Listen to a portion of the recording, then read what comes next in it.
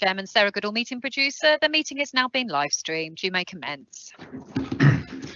Right, good morning everybody and welcome to this morning's virtual meeting of the Western Area Subcommittee.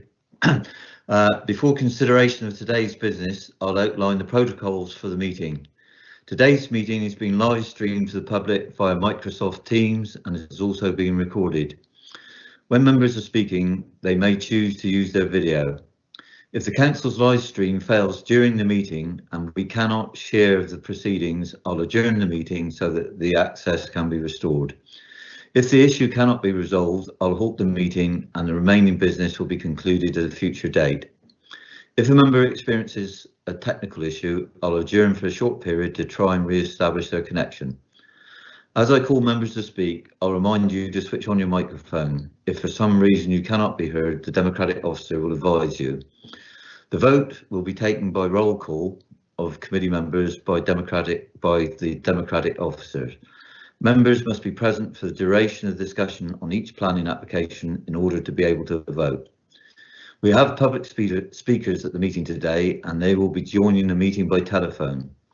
Where a member has declared a non-registrable interest, a disclosable pecuniary interest, or an interest by virtue of any trade union membership in a matter, they must leave the virtual meeting. Their departure will be confirmed and they'll be invited to rejoin the meeting at the appropriate time. To confirm the procedure for today's meeting is that members of the committee who wish to speak on an item should indicate by using the raise your hand function, which is being monitored by the Vice Chairman. Any members not on the committee or unable to use the raise your hand function who wish to ask a question should indicate by typing X in the chat box. Before we start today's business, I'll ask the Democratic Services Officer to ask the committee members to confirm they are present and state their electoral division. Thank you, Chairman. Councillor Biggs. Yes, Dave Biggs, Campbell, Trustwithian. Councillor Code. Yeah, I forgot to unmute. Yes, Graham Code, Councillor for Hale South. Councillor Duffin. Joyce Duffin, Councillor for Mount Hawke and Portreath. Councillor Eakin-Smith. Good morning, David Egan-Smith, Councillor for 11. Councillor Harding. Good morning again, Roger Harding, Kneeling Mousel Division. Councillor Hurd. John Hurd, Councillor for Camborne Pendarvis Division. Councillor Kaczmarek. Councillor Mark Kaczmarek, Councillor for Caharrock, Gwanap and St David's Division. Councillor Martin. Good morning, Councillor John Martin for Helston South. Councillor Nicholas. Good morning, Councillor Sue Nicholas, Councillor for Marazion and Perranethmo Division. Councillor Pascoe. Councillor Lionel Pascoe for Gwynedd Gwydion and St Earth.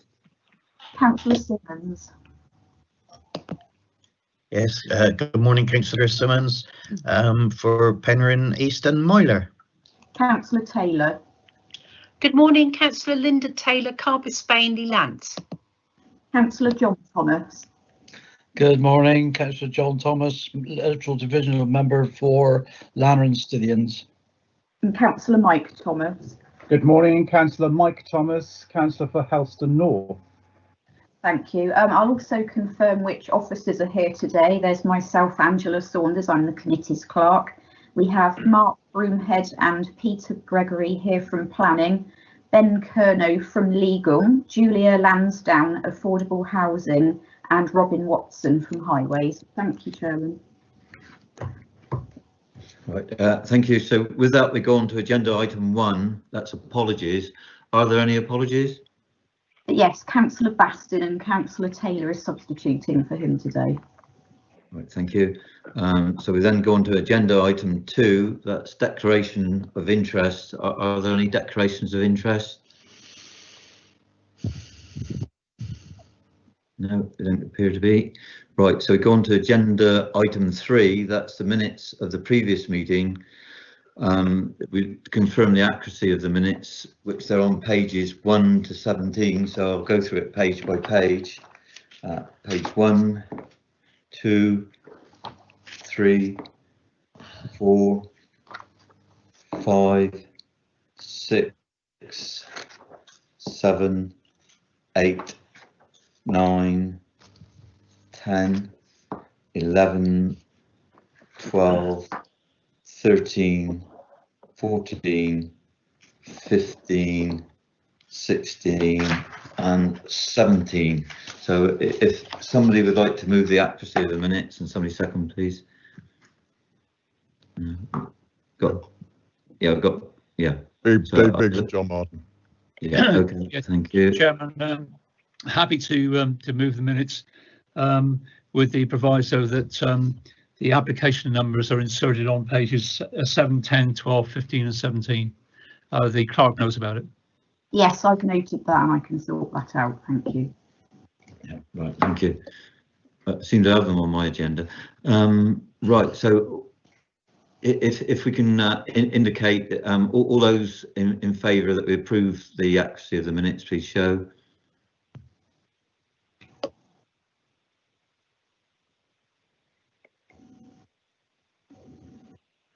Yeah. Anyone against? Any abstentions? So I think that's been carried, Angela. Yes, it has. Yeah, right, thank you. So we go on to item 4, that's applications for consideration. We have got 2 items this morning, and the first one is 4.1, which is Porthleven Harbour and Dock Company, land at the shipyard, Harbour Head, Porthleven. And I think, Peter, you're taking us through that one. Can you hear me, Peter? Morning, Chairman. Yes, I can hear you. Can you hear me? Yes, we can hear you fine. So if you just like, you're going to share your screen with it. If you just like to test that, please. Just doing that now. Is that okay? Yeah, we can see that. So over to you when you'd like to start, Peter. Excellent. Thank you, Chairman. This development is a master plan development, including the demolition of a section of industrial buildings, conversion of industrial building into performance space, new medical centre with 4 residential apartments and associated landscaping works on land at the shipyard in Porthleven. This application is coming back to this meeting following the November meeting where concerns were raised regarding land ownership and the use of land to the north of the site. So this application is coming back following the resolution of those issues. Key issues remain. We've been through this presentation at the last meeting. Principle of development, impact on the character of the area and heritage assets, amenity, access, highway safety, flood risk and drainage, and ecology and biodiversity. Here you can see the application site on the west side of the town, at the north side of the inner harbour here, edged in red. And moving into the site plan, you can see the site here edged in red, and you can see a number of listed buildings located within the centre of the town here, number of heritage assets, and the site is wholly within the Porthleven conservation area.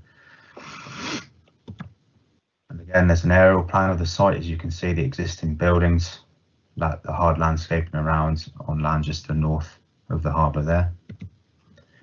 This is the existing site plan, and members will note that now this area to the north of the site, which did raise some concern originally regarding its use, legal rights of use and land ownership, has now been omitted from the scheme. So that land, there'll be no change of use or physical works to that land as part of the amended proposal, but the bridge across to it to provide improved access will remain as part of the scheme. Turning to the application, proposed site plan. As you can see here, the centre part of the site is the new conversion of the metalwork shed into the new performance mixed-use building. And this section here, this shed will be rebuilt to facilitate that. You can see the medical centre here in the corner of the site, the northwest corner.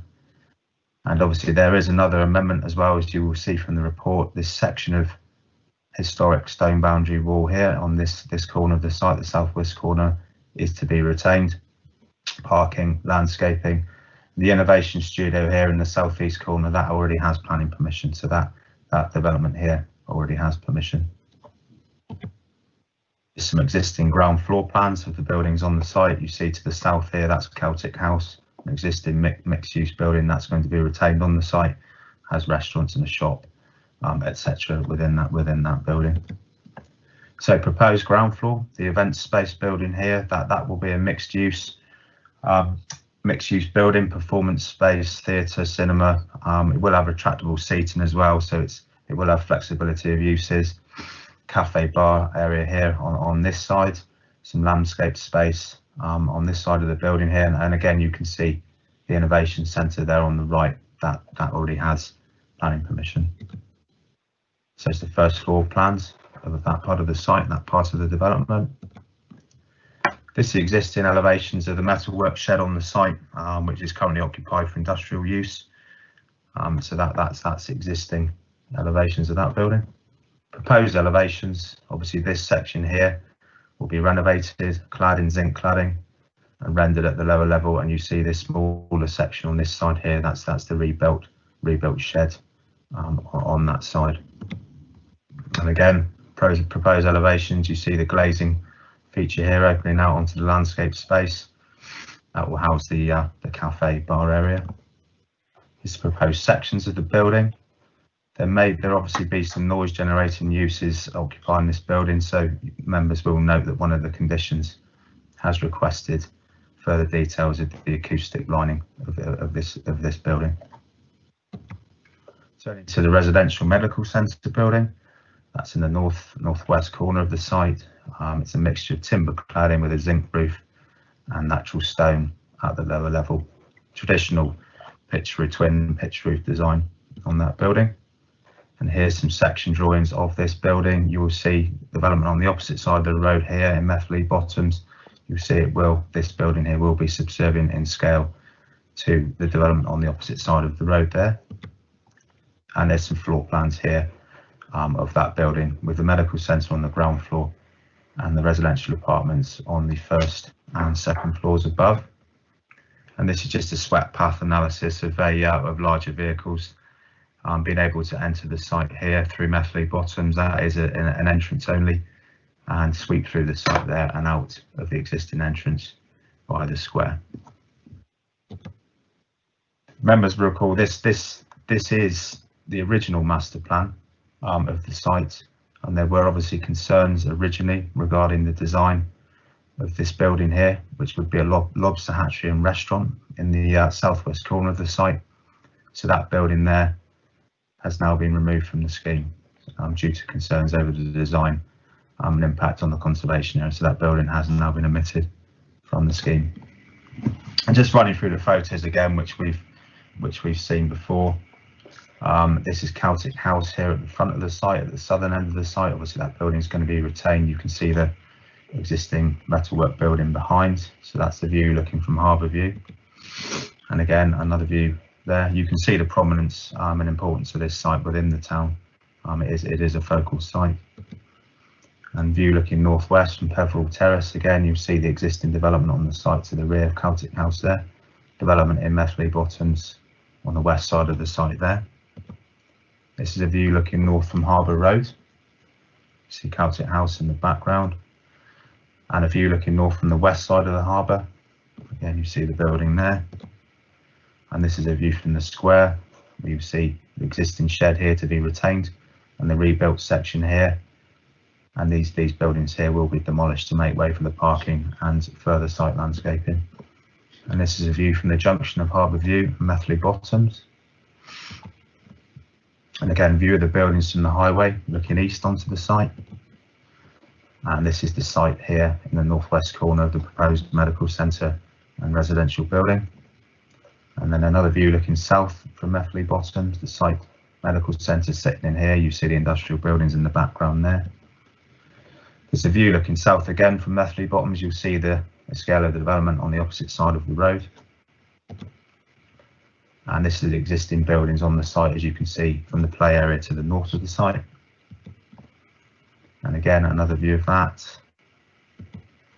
And this is a view looking west from the play area towards Methley Bottoms, where the medical centre building will sit in that position there.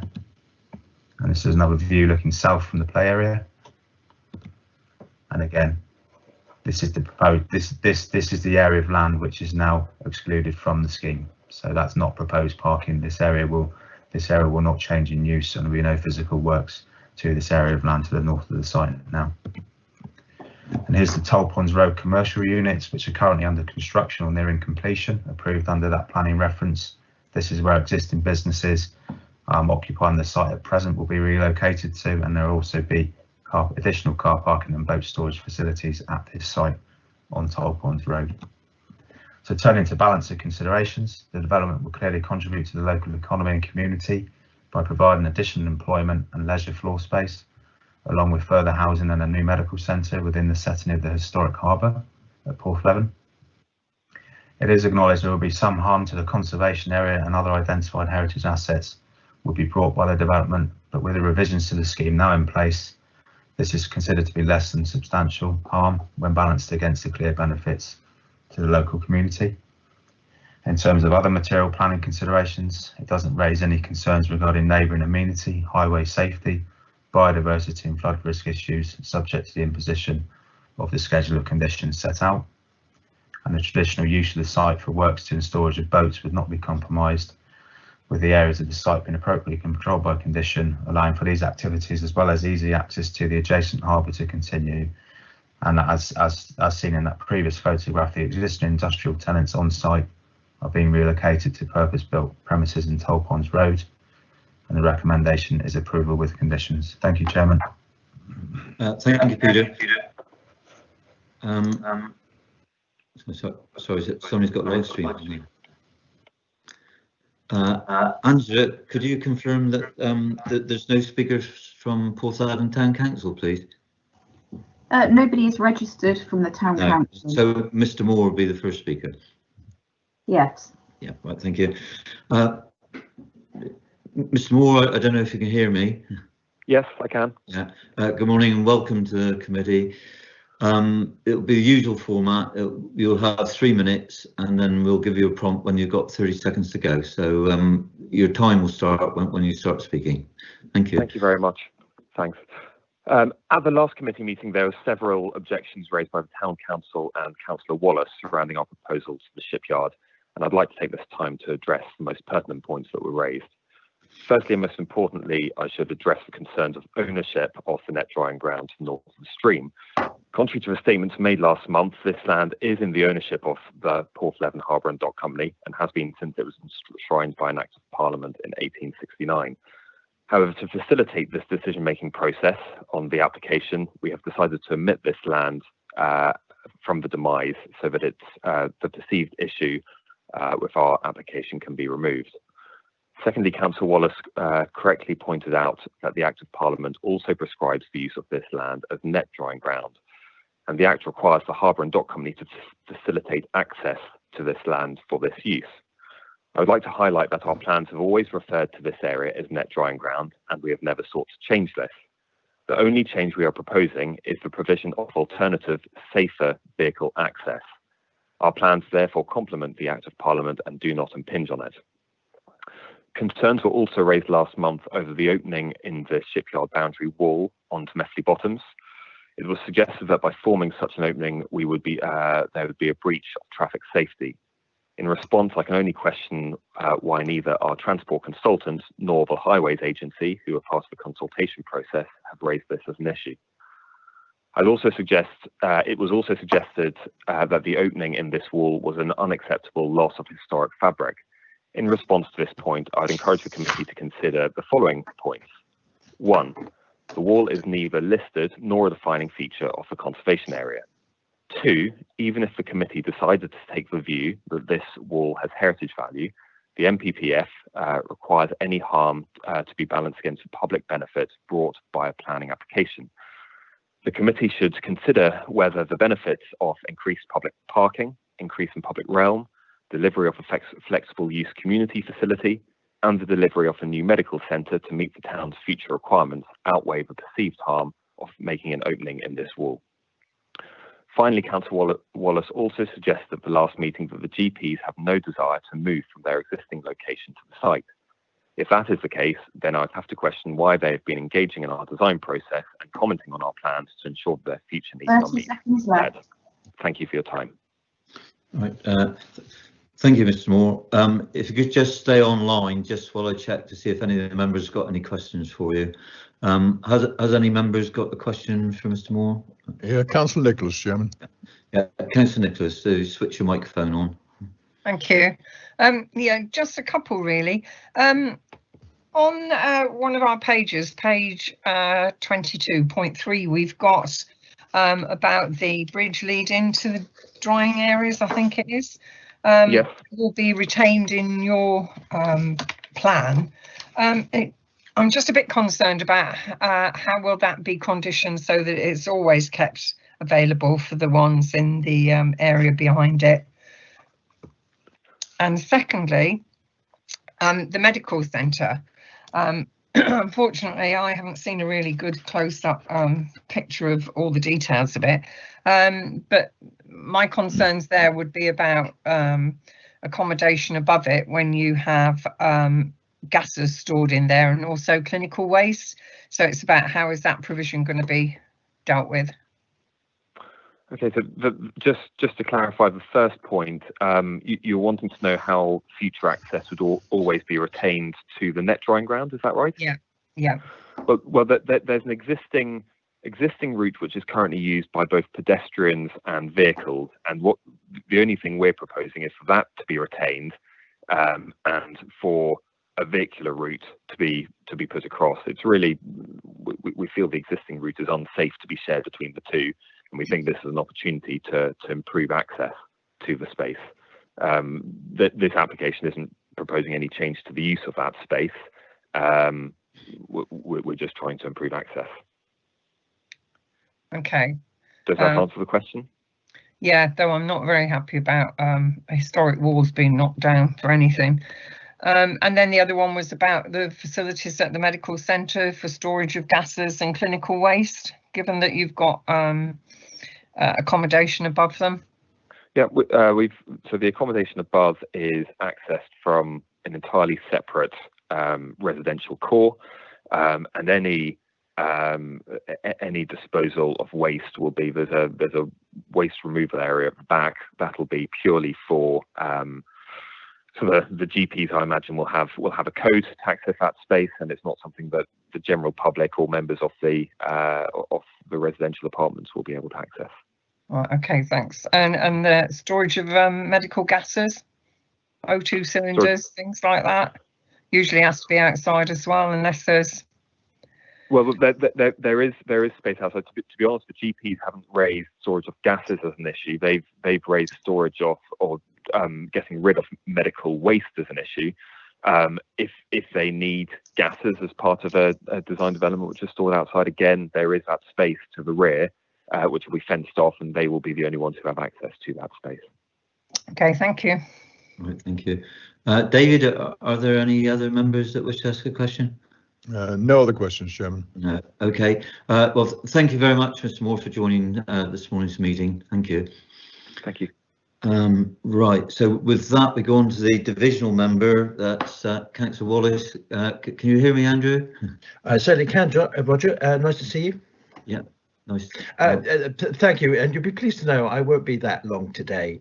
So I think where we are in the last part is that we can obviously have a long historical discussion about who actually owns the land, and I'm confident in what I said last time is actually correct. But as this land is no longer part of the planning application, therefore there's no point on dwelling on it, is because the land has been safeguarded as I've always wanted.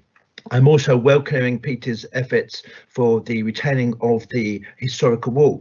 As the agent has said, it's not listed, but many historical buildings in Porthleven aren't listed, but they're very important to the fabric of Porthleven and its long history. So I welcome the retention of that wall, or the majority of that wall. I'm also, I have raised a concern with Peter about sequential testing and having another performance centre which may impact on the public hall, which has a stage and performance centre, the Bickford Smith Institute and its long-term plans, but also surrounding areas, performance spaces that we all know it's a very tough time out there, and another one in this sort of mixture might put pressure on those ones. But I've accepted Peter's rationale over this, that it is part of the MPPF and plan, so there's no real grounds to object on it, but I do worry about it impacting other facilities in Porthleven, and as far as Helston, that's not very far away with their performance spaces. I have raised an issue about the medical centre and whether that is actually true, and the applicant says this, but I also know the Friends of Porthleven Surgery, who are an integral part of the surgery function, have written to the planning officer to raise their concerns about this, and maybe the planning officer can confirm they've actually had a letter from them, and the planning officer has gone back to the Friends of the Surgery to say, would you like this investigated further? As a whole, I think, you know, any development is always going to be a tricky one in an historical place such as Porthleven, and like the town council and myself, we do welcome progress. And as you say, the Tall Ponds development had no objection from myself or the Porthleven Town Council. And on the matter I'm looking at this, that actually I have no grounds to object, because the areas I raised have been addressed sufficiently for me not to object this. So I would be content with this being passed, subject to rigorous conditions. In truth, the agent says about the bridge, I know this area really well, and the very narrow sort of pathway, roadway, if you can call it that, is of concern. So the addition of the bridge will be is a good idea in its sense, but as long as it is fully retained as public access and the maintenance of this is kept up for forever. I'm not too sure how you can condition this, but overall that I'm content for the committee to pass its application on this. I've got no grounds to appeal, and I do welcome progress. Right, thank you, Andrew. Has any member got a question for Andrew? None that I can see, Chairman. No, right, thank you. So we go on. Has any member got any, before we go to committee, has any member got any questions of the officers? Councillor Thomas, Mike Thomas. Yeah. Over to you, Councillor Thomas. Thank you, Chair. Could we just look at the parking issue for the medical centre and for residents? I'm not particularly clear where that might be, whether there is any dedicated parking, and also whether people visiting the medical centre, given the majority will actually probably be walking within Porthleven, there may be some who have to drive there. Will they have access to somewhere to park, or are they expected to use the public car park, which is a little bit away? Yeah, Mr. Broomhead, did you want to answer that or delegate it? Yeah, Peter, if you can put the layout plan up, and then if you can run through the parking, please. Yes, just doing that now. As you can see, thank you, Chairman, there is some allocated parking here, and also some additional parking here proposed on the site for the general public, but it is anticipated, given the sustainability of the location, that a lot of people would indeed walk to the surgery or use public transport, and also the additional car parking within the town. So as you can see, the proposed layout plan here, that's the proposed allocated parking on site, which could be used if needs be. Thank you very much. Whether it was me, I couldn't see that. It's there, appeared, but perhaps it hasn't come up on my screen. But does, if I may, through you, Mr. Chair, does that mean that people who are using the medical centre will be able to park within the complex, or they're expected to go somewhere else? Mr. Broomhead, you want to bring Peter back? Yeah, I think what Peter was saying is there is adequate parking within the complex to accommodate the need for the medical centre. Obviously, there is parking in nearby car parks as well. So overall, and there's been no objections from highways on the parking issue. Thank you. Okay. Were there any other questions, David? No, Chairman. No. Right. Has any of the officers got any further comments to make or any questions? No, thank you, Chairman. No, right, thank you. So with that, we'll go into the committee and then invite members to make any comments and hopefully make a proposal at some time. Yeah.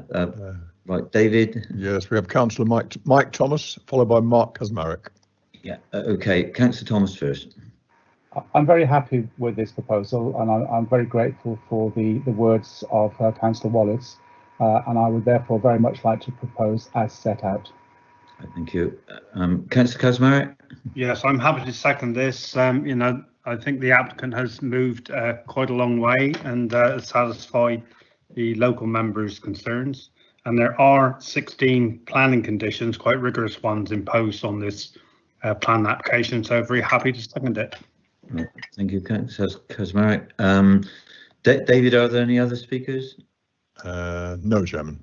No. Right. So with that, then I'll put it to the vote. You will be voting for the recommendation as printed with those conditions. It's been proposed by Councillor Mike Thomas and seconded by Councillor Kaczmarek.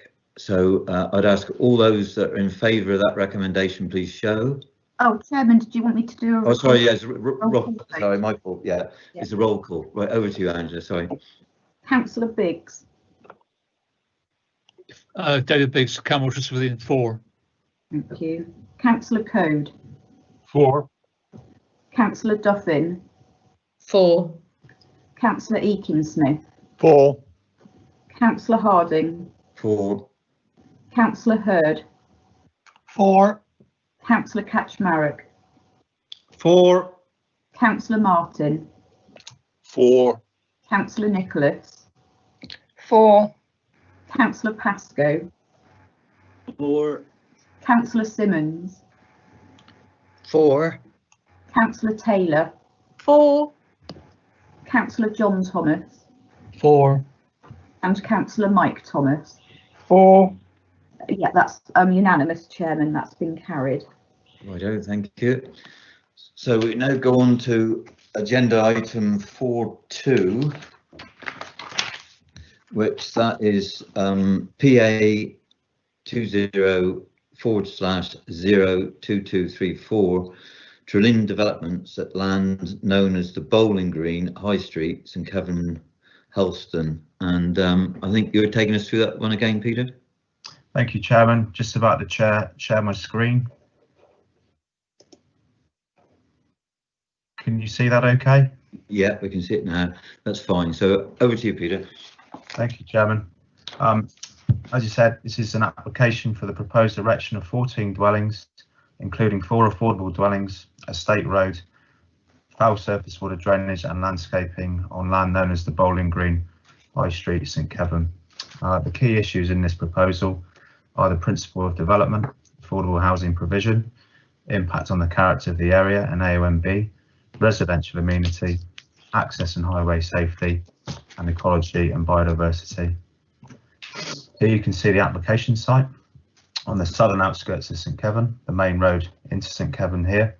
So it's on the southern outskirts adjacent to dwellings in the Penmena estate there. Just to point out, the whole of the application site is located within the area of outstanding natural beauty. Turning into the site plan, you can see the site edge hatched in red here. Access here from the main road, the B3293, will come through here.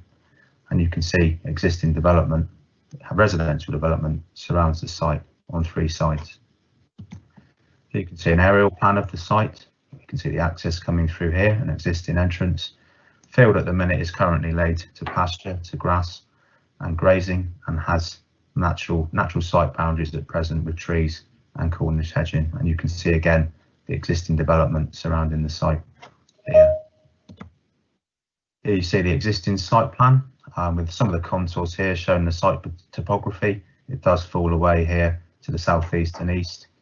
And here you can see again the dwellings adjoining the site here to the north, west and east. Turning to the proposed block plan, the layout proposed is 6 pairs of semi-detached dwellings. and an apartment building here. So as you can see, the access through here coming in through from the B293, and there's a proposed footway as well here with allocated parking on site, and the estate road through the centre here with associated landscaping. And you have the apartment building here, numbers 1 and 2, and then you have the semi-detached units laid out around the site here, with the four bedroom larger properties here closer to the southern boundary. Just showing some elevations now. This is the proposed apartment building. This is plots 1 and 2. Natural slate roofs proposed, traditional conventional pitch roof design, 45-degree pitch, with some elements of natural stone and painted render in the elevational treatment as well. Sort of turning through the proposed units. This is plots 3 and 4. 7 and 8, which is another pair of semi-detached units, taking account of the site topography there.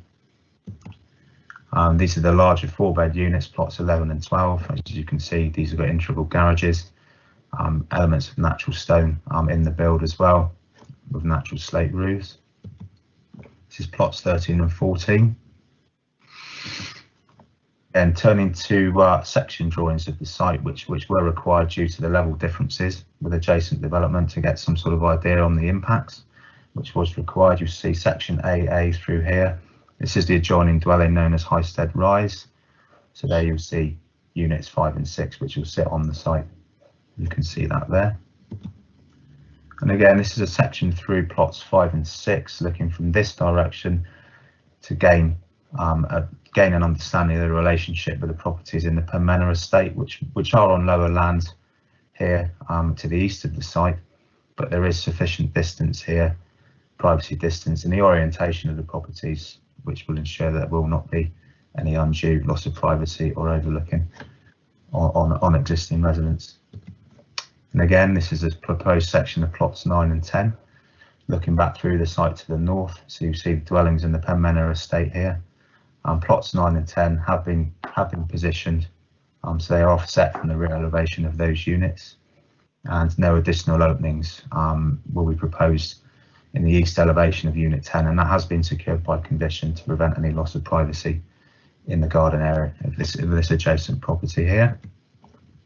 Just an example floor plans of one of the 2-bed units.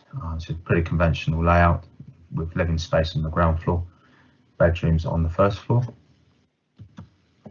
And here we see a swept path analysis, which does show a refuse vehicle being able to access the site and turn. So that will be coming through obviously from the main entrance here.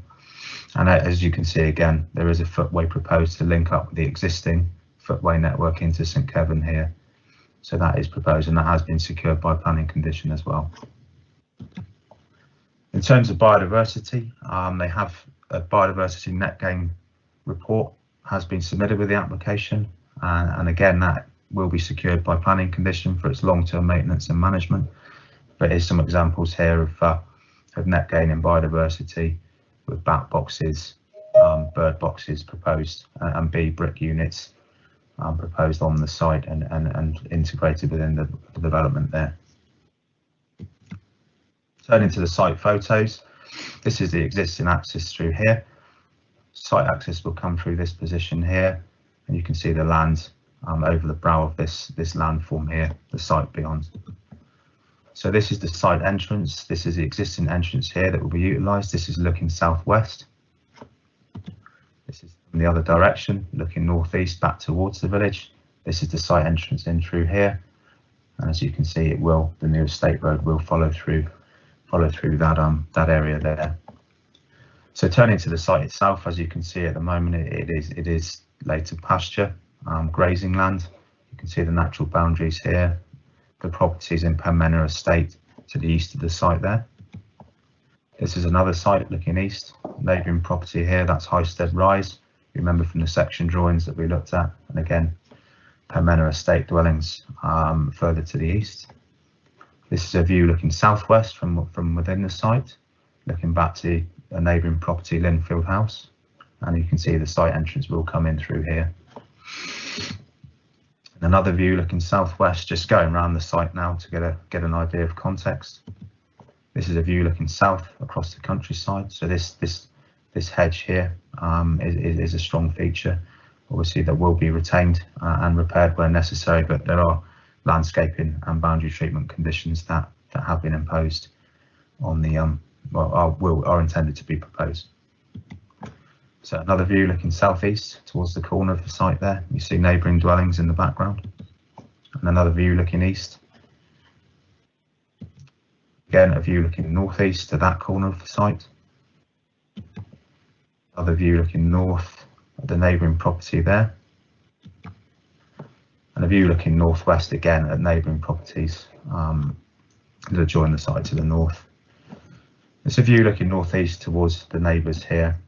The side elevation of Unit 6 here, there is a window, but it is due to be proposed to be obscure glazed by condition to protect any privacy in that area there. And another view looking northwest towards the site entrance. So in summing up the balance of considerations, development would contribute to the local community by providing market and affordable housing in a sustainable location to meet an identified local need. It is acknowledged that the proposal will have a visual impact in an AONB landscape, but this is not considered to be overridingly harmful when balanced against the clear benefits to the local community and due to the site being suitably integrated with the existing built form. It is noticed that the AONB officer has visited the site and doesn't raise any comments on the proposal.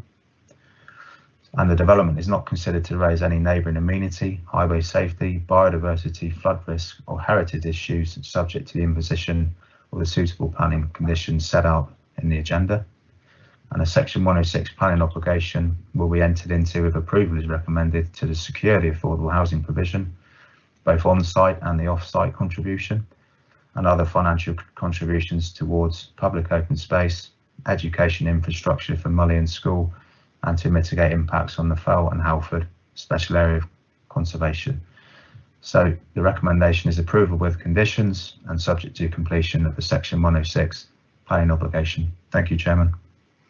Right, thank you, Peter. Right, we do have speakers on this one, and the first one is Councillor Jill Ludbrook of St Kevin Council. Are you there, Councillor Ludbrook? I am. Yes. Right, good morning. Welcome to this morning's committee meeting. It'll be usual format of 3 minutes. We'll prompt you when it's 30 seconds to go, and your time will start when you start speaking. So over to you. Thank you. Thank you. I would like to draw the committee's attention to a development recently in the local press. In Hat, there was an application for 4 open market bungalows together with 4 affordable dwellings. The argument was put forward that there was not an even split between open market and affordables, in that the number of homes was equal, but the number of bedrooms was not.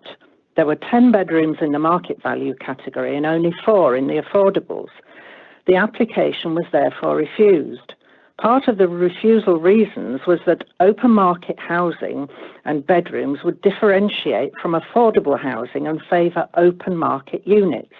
This was supported by the Affordable Housing Unit, which said that the overall scheme should be delivered tenure blind, such that the market and affordable homes are indistinguishable in design, materials and form. In this proposal, of the 36 bedrooms in total, 32 are in market value properties and only 4 in affordables. That's 89% to 11, as opposed to 70 to 30. Another application was made recently in Trewint. The East Sub-Area Planning Committee turned it down because it was situated in an AONB, saying there are no policy reasons to approve it. The Cornwall AONB argued that proposals must conserve and enhance the beauty of the AONB. This applicant says it's acknowledged that the proposal will have a visual impact on the AONB landscape, but it's not considered to be overridingly harmful when balanced against the clear benefits for the local community. Given the low proportion of affordables, we feel it does not outweigh the damage to the AONB. An appeal was recently refused because of the effect of the development of the character and appearance of the area within the Cornwall AONB. This was a similar plot on the edge of Mullion, described as modest in size but prominent. It also was rounding off and bounded on 3 sides. The planning inspectorate acknowledged that it secured contributions to open space and education, but said that this was mitigation and therefore carried no weight in an AONB. It is untenable that subcommittees in Cornwall and the National Planning Inspectorate apply the rules inconsistently. This development does not conserve and enhance the AONB, and the proportion of affordables is unacceptable. Thank you. Thank you, Councillor. If you can just stay online, just in case any of the members got a question to ask you. Right. Has any member got any questions for the councillor? No questions, Chairman. No questions. Right. Right. Thank you very much for attending the meeting, Councillor. But right. So the next speaker we go on to is Mr. Mark Timms. Can you hear me, Mr. Timms? Can you hear me? Yes, we can hear you. Brilliant. Usual format, it will be 3 minutes and we'll give you a prompt at 30 seconds and your time will start when you start speaking. So over to you. Thank you. Good morning, members of the Planning Committee. My name's Mark Timms and I'm the architect of the proposed development. The development involves the erection of 14 dwellings on a fully policy compliant rounding off site in St Kevin.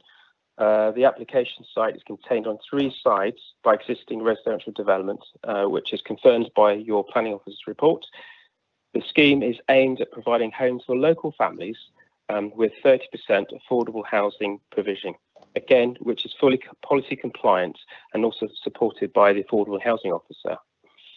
There are no technical statutory consultee objections to the proposed development, including the AONB officer. The layout and design of the proposed development provides a mix of 1, 2 and 3 bedroom affordable and open market dwellings, which includes the use of a palette of local materials and finishes appropriate to St Kevin. The scheme has been the subject of extensive consultation with your planning officer and provides for a fully policy compliant scheme with off-site financial contributions to education, open space and the health of SAC.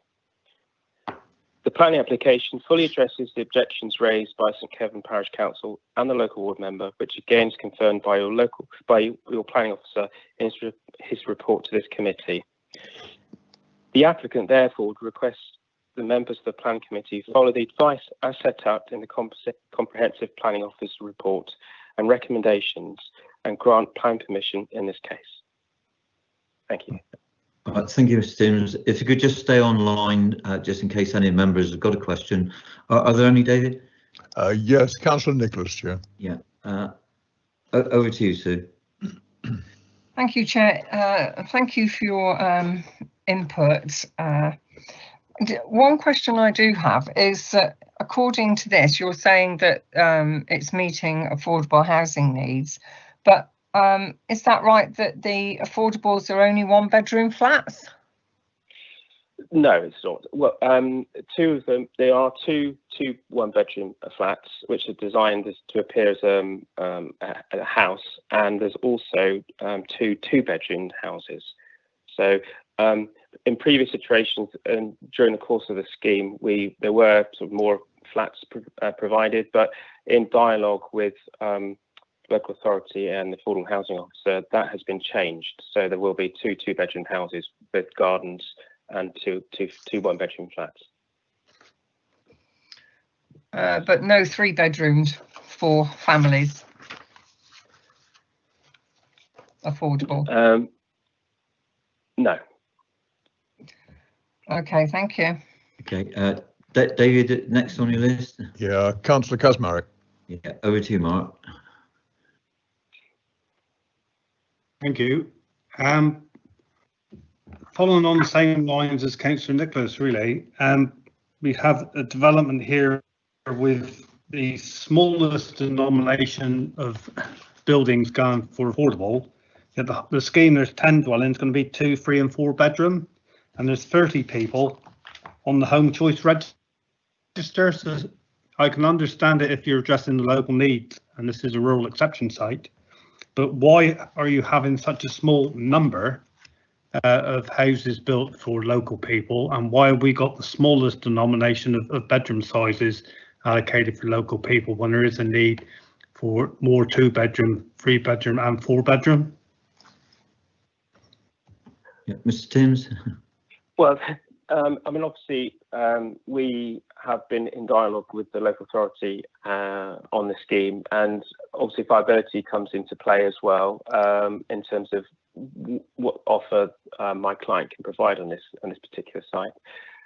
But obviously, the local authority, in terms of the planning officer and the affordable housing officer, are satisfied with the mix that we're providing, and therefore we are sort of policy compliant from that perspective. Anything else from that? It's I think that's really it, to be honest. I mean, inevitably one would like all schemes to be 100% affordable, but one has to, each development has to wash its face effectively with a balance of open market and affordable, and the cost of developing the site, and all the sort of contributions that sort of come into play when developing a scheme such as this. You okay with that, Mark? Not really, but there you go. We'll move on. Yeah. Okay. David, you got any? Yep. Councillor Simons. Yeah. Councillor Simons, over to you. Yes, thank you. My question really is along the same lines, because I see on the on what is need, there is no need for a 2-bedroom house, but they're producing 2. Have I got that right, or is that wrong? That's correct. Right, so that one. Have you got any other further questions, David? Councillor Mike Thomas. Yeah, over to you, Mike. Thank you very much, Mr. Chair. Good morning. Could you possibly give me some idea of the consultation that you've had with the local people? You talk about extensive consultation with planning officers. Can you describe what consultation that you've had in the area because of obviously difficulties with COVID? How have you overcome this issue? Well, in this instance, I've, as the architects, we've not been involved in any sort of local consultation. Sometimes we do, sometimes we don't, but I think with this particular site, we haven't consulted with neighbours. There's been no consultation with neighbours at all? No. Thank you. Thank you. Yeah, right. David, were there any other questions? No, Chairman, that's it, I think. Okay, right. Thank you very much, Mr. Timms, for attending this morning's meeting. Thank you once again. Thank you. Okay, so with that, we go on to the divisional member, which is Councillor Julian Rand. Over to you, Julian. Thank you very much, Chairman. This application, as we know, seeks to approve the erection of 14 dwellings for affordable on a greenfield site in an area entitled the Bowling Green in St Kevin.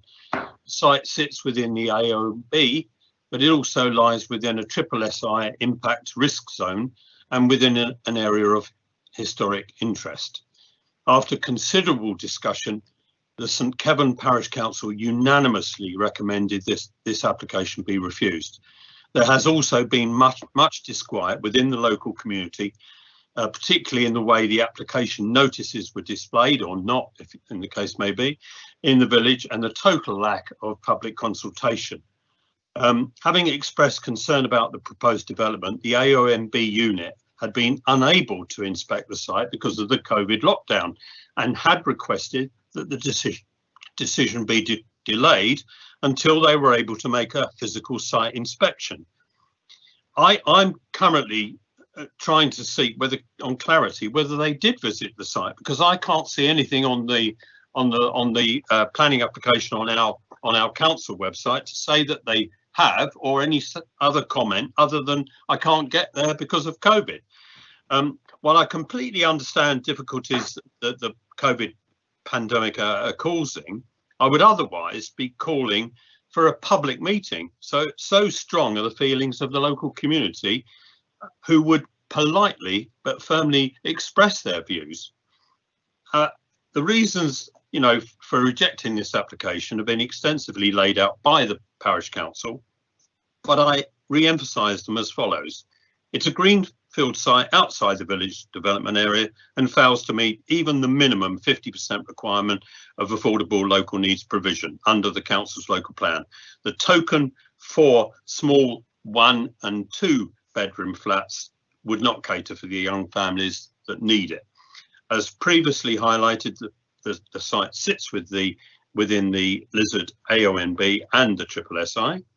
The site sits outside the village development area and is not considered to be suitable for rounding off, but an attempt at development creep. The proposals for this site clearly show gross overdevelopment. This would be a future slum. The proposed access to the site via a single track is already overused and would not properly cope with the increased traffic. This application represents another example, particularly in this area, of greed over need, and I request that you reject it. Thank you. Thank you.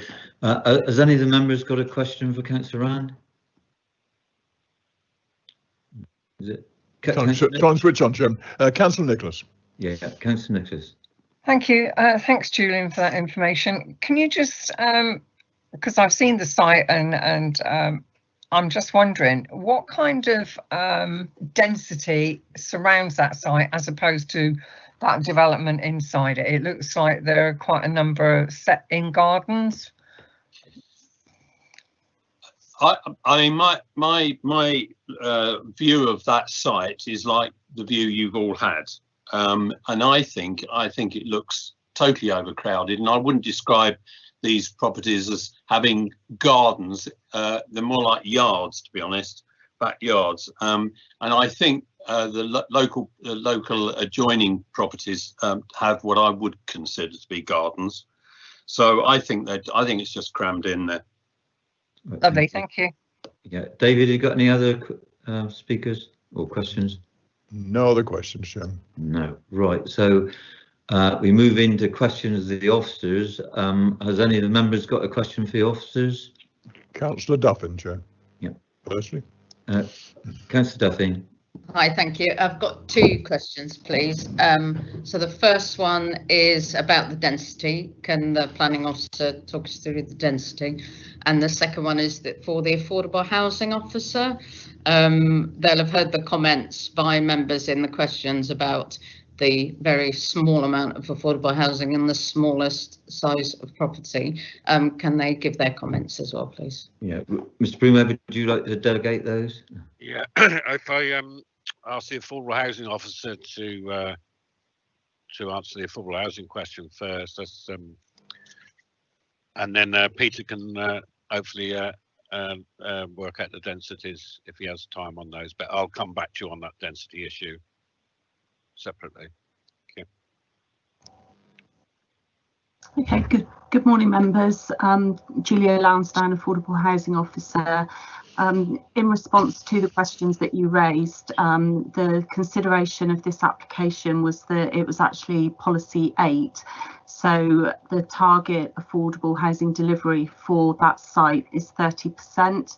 So as it's already been mentioned, the site is fully policy compliant with the amount of affordable housing that has been secured, as in 4 on-site properties, and then there's the additional off-site contribution to make up to the 4.2 dwellings that is equivalent to the 30%. With regard to the size of the properties, we negotiated with the applicants based on the affordable presenting need from the Home Choice Register, where approximately 75% of the need is actually for 1 and 2 bedroom properties. We also looked at the existing stock within the parish, and there is already a higher and increased level of 3 bedroom properties within the existing stock. And that's why we were therefore comfortable to secure the 2 1-bed and the 2 2-bedroom properties. Thank you. Yeah, and the density, Mark? Have you got the density, Peter? I have, yes, thank you. It's the site area is 0.39 hectares, so that equates to 36 dwellings per hectare. Thank you. And what's the acceptable amount? Sorry, what do we normally go for? There's not. Sorry, Mark, did you want to answer that? Or do you Yeah. I wouldn't get into densities. It's quite a reasonable density in terms of its per hectare. Obviously, the key point will be the impact on the character of the area. but I'll come back when I just respond to some points shortly. Right. Thank you. Thank you, Joyce. David, next question. Councillor Dave Biggs. Yeah. Over to you, Dave. Thank you, Chairman. I wonder if our officer could put up the aerial photograph or the photograph of the yeah, actually that one will do, I think, the one you currently have up there. In the report, you've referenced a pre-app from 2017, and I'm just looking at sorry, no, you need to go back to a plan at the of the proposed development, if you could, please, so that we can actually see. What I'm interested in is the access road, the road going through the development. Can you show that? That's it. Fine. That's the one to do. What I'm curious about is the access road goes from west to east, and it seems to sort of end off to the east as a road to nowhere, and I was a bit curious as to why that was, but then I looked at the pre-app from 2017 and realised that pre-app actually asked for an extension to go east from there for another 15 houses to the east of that. Is that right? And is that the reason why the road looks like that? And if I could, I mean, I take on board what Mr. Broomhead says about density, but but in the context of the area, if you look to the east of this proposed development, the Penmena estate, a comparable area in there, to my eyes, only by eye, looks like you would house 8 dwellings and not 14. So if you could respond to that, I'd be grateful. Thank you. Yeah, Mr. Broomhead, or do you want to delegate it? Yeah, Peter, have you got anything to say on that pre-app? Yeah, that's correct. That pre-app did include a larger area of land. That land to the east, to the south of the Penmena estate, to the east is I believe within the applicant's ownership. But what we're looking at here is obviously this scheme, individual scheme on its merits. But there have been several pre-apps on this land that were listed as well, and the land to the east of the Penmena estate, which is within the applicant's ownership. But yes, but in this case, if an application came in for further development adjacent to the site, we'd have to consider that on its own merits. But this, we're looking at this scheme at present. Thank you. Yeah, did you want to come back on anything on that, Dave? Well, all I would say, Chairman, it's probably more for open debate, but yeah, it looks like the road is structured in such a way to it not to facilitate the best use of this site, but to facilitate access to the other site as well. Yeah. Thank you. Right, David, the next speaker. Mike Thomas. Yeah, over to you, Mike. Thank you very much, Roger. To some extent, this has been already looked at by Julia Lansdowne, so it's really a question to the affordable housing officer. Regarding the issue of housing register need, I do realise bands B to E are they're all treated the same. I think we're always told this in meetings, but I always get a little bit concerned when band E is so much larger than the other bands, and if we only went to band D, there would only be 11 bedrooms needed. And on the housing register document that we all have, it does say that all other groups are households who have no reasonable preference. Should we bear this in mind when making our decisions, because that does cause some concern for me. Mark, do you want to delegate that to Julia?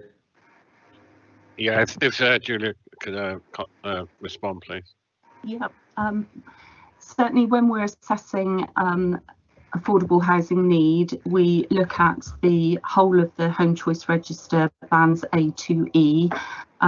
Just for clarification, bands A to D, reasonable preference, is by way of prioritising those particular households that have very specific priority in relation possibly to any medical conditions that they might have, or the state of repair of the property, or homelessness, that type of thing. But Band E is still assessed housing need, and what falls, the type of household, for example, that would fall into Band E may be an adult still living at home with their family that are looking for independent accommodation. It might be somebody who is in private rented accommodation who, you know, at any point could be served a notice, or they could have affordability issues with their current accommodation. So as far as housing need is concerned, for the assessment on affordable housing schemes, we include A to E. Thank you. And does that cover areas bordering St Kevin, or is it just in the St Kevin parish? No, those figures, the most up-to-date figure as of last week was actually 31 households, and that is for the parish of St Kevin. So that is all households with a local connection to that parish, and it doesn't include any of the secondary parishes at all. Right, thank you. Right, thank you. David, have you got anybody else on your list? Councillor Nicholas. Yeah, Councillor Nicholas. Thank you. Yeah, mine is somewhere along the line of Councillor Duffin's questions about density, because it feels to me that they've jammed a lot in, and I don't know why. If it's an exception site in an AONB and close to an SSI, that we have only a 30% affordable housing on it. It's my understanding that these are supposed to be 100 and start at that, and I would have said 30 was quite low. My question actually is also about the affordable housing level and the need. On page 79, we've got the on-site provision or the bedroom need housing justification, but there's no Band A on that, so it only starts at Band B. And I have concerns about actually identifying needs, because we have a development in Marazion where they've actually supposedly having local needs of 40 odd, and it's gone out to a third parish. So I'd like to know how many in the parish have been housed locally in the parish. So basically the housing need recently. Who's been housed in those local need houses, or has it gone out to a secondary parish? Yeah, Julia, can you answer that one? Yeah, well, there's only actually been 7 lettings within the parish since the 1st of January 2018, and not all of those properties are actually subject to meeting a local connection requirement. Without going back and looking at those individually, I wouldn't be in a position at the moment to say exactly who they were allocated to. But obviously, in relation to these properties, if they were to go ahead and be built, they would have that local connection criteria on it, where priority would be given to those households within the parish. Band A missing from the... Well, it's just the case that it's simply the case that there isn't a household at the moment within Band A. But as I've already said, as far as the assessment of local housing needs is concerned, the policy is that we include bands A to E, and there's no differential in our assessment between those bands. We look at the total need. It was my understanding that Band A were those that were in urgent need of housing. Yes, that's right. In terms, as opposed to the wish list of Band E. Well, as I've already explained, we don't consider the assessment of the reasonable preference is Band A to D, but Band E is still households that have a housing need in terms of our assessment of local affordable housing schemes. Right, okay. It just seems that we're interpreting things differently in different areas. Thank you. Chairman. Chairman. Sorry. Yeah, did you want to come in, Mr. Broomhead? Yeah, please, Chairman. Just to clarify for members, Councillor Nicholas referred to policy 9 and the 100%. This application has been treated as a policy 8, and it does meet the 30% affordable housing requirement in planning policy terms. Right, thank you. David, you got any other speakers? It was Councillor Code, but he seems to have gone. Have you gone, Councillor Code? Graham, did you want to speak? Yes, Mark. Mark has just answered what I was going to say, that this is not an exception site, so it's 30%. Yeah, right, thank you. So with that, no other speakers, Chairman. No, okay, right, thank you. Are there any further comments from any of the officers or any questions the officers wanted to ask? No, so with that... Sorry, Chairman, it's Mark. Just on a couple of points that were raised during the debate. There's no requirement to carry out consultation by the developers on this size of development, and also a number of appeals are mentioned throughout Cornwall. You must bear in mind you should determine this application purely on its own merits. Those other cases aren't so similar to have any weight in respect to this application. Yeah, and the site meeting that Councillor Rand mentioned, could anybody confirm if it did take place, or? If you go to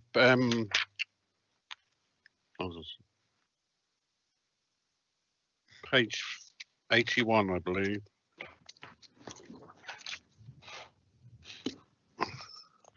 Paragraph 14 on page 81.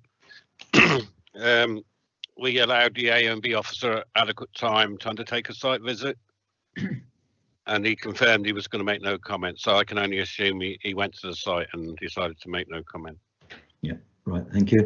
So, sorry to interrupt, Chairman. It's Ben from Legal. If I just a couple of comments, if I may.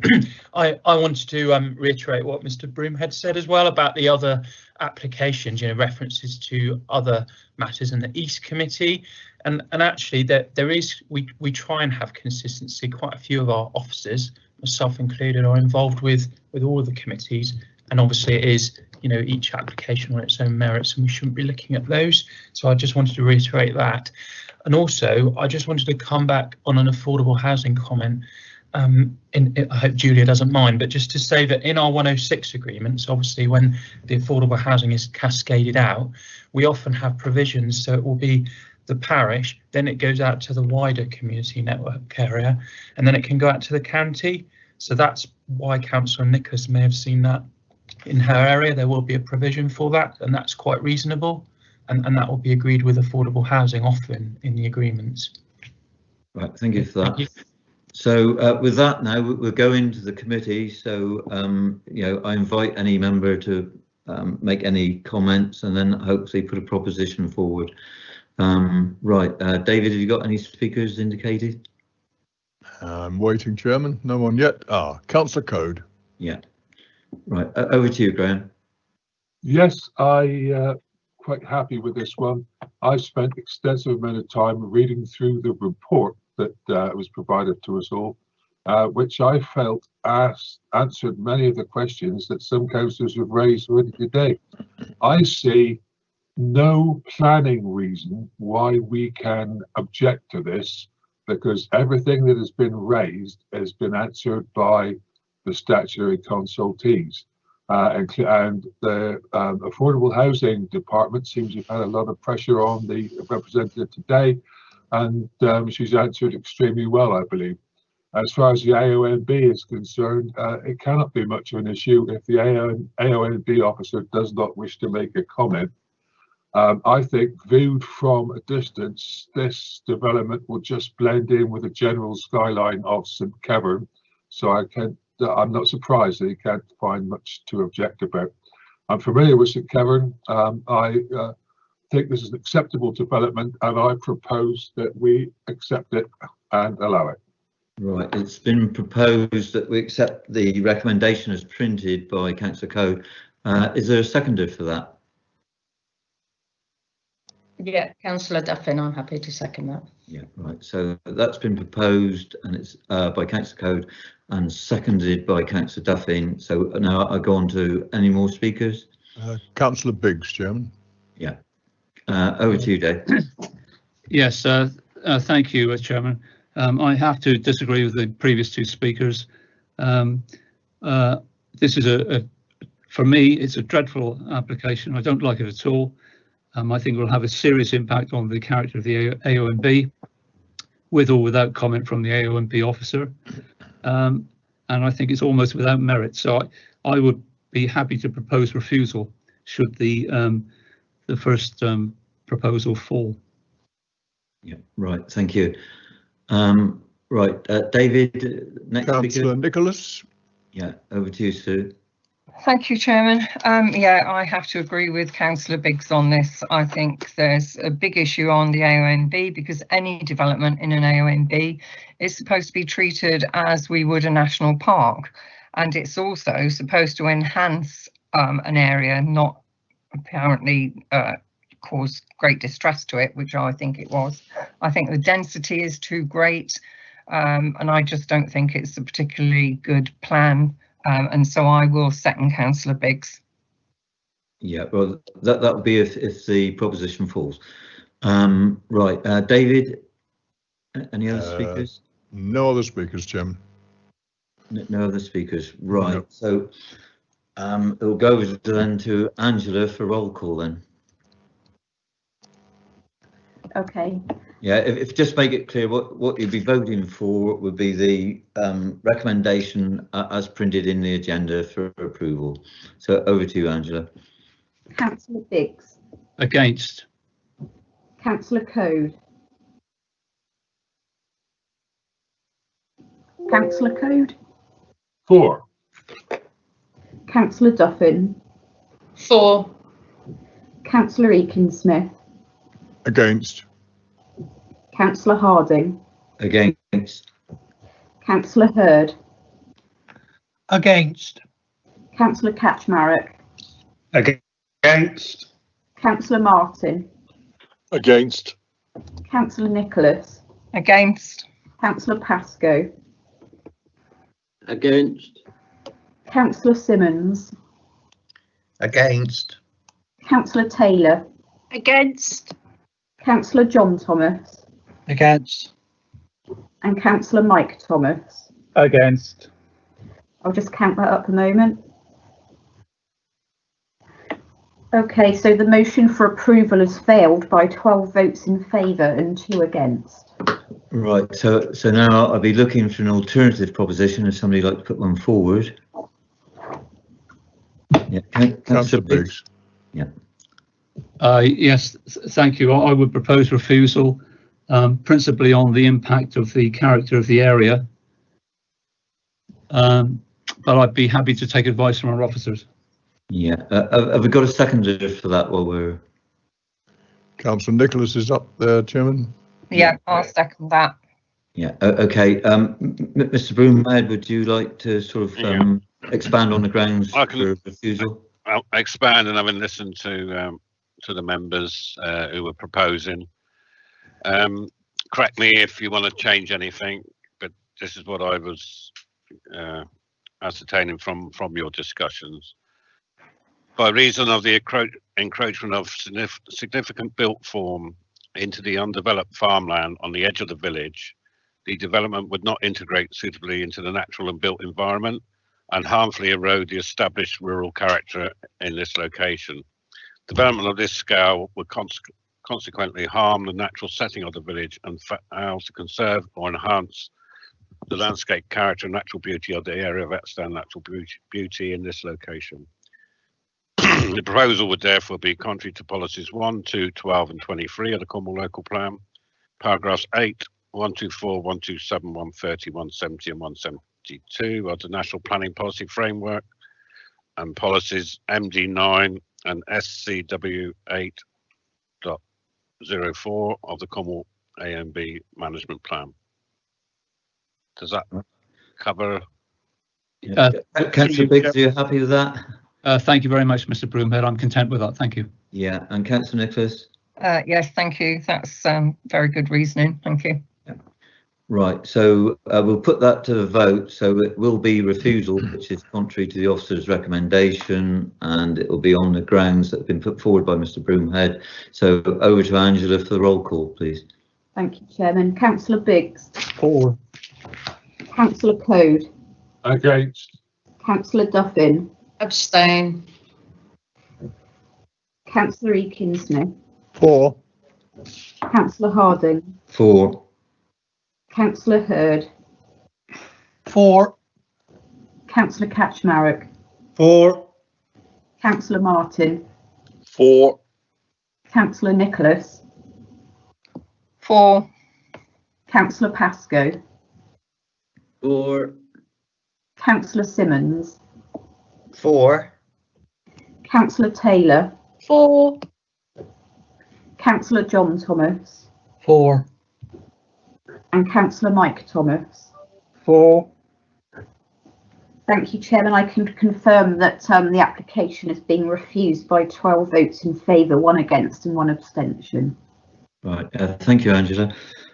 With that, we go on to item 5, any other business that the chairman considers to be of urgency. I'm glad to confirm that there is no such business. So it just remains for me to close the meeting. Just before I go, I'd like to sort of extend my thanks to all the members and all the officers involved that have enabled these virtual meetings to be what I consider to be quite a success.